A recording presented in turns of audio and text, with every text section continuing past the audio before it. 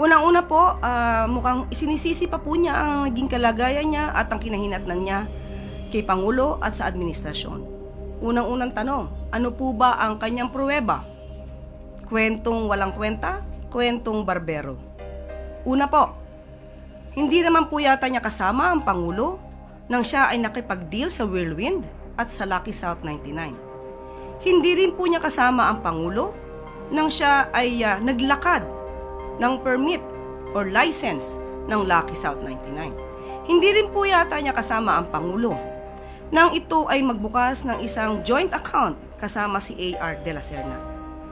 Hindi rin po niya kasama ang Pangulo nang siya mismo ang nagboluntaryo ng mga facts at mga dokumentong kanyang ikinumento sa Quadcom, sa House of Representatives. Lahat pong ito ay voluntaryong galing sa kanya. Lahat ng kwento niya sa Quadcom, sa House of Representatives ay galing sa kanya.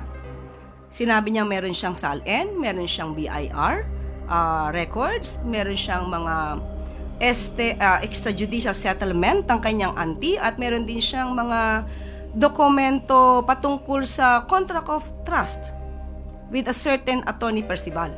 Lahat ng ito ay wala ang Pangulo sa kanyang tabi. So paano niyang isisisi ito sa Pangulo at sa administrasyon?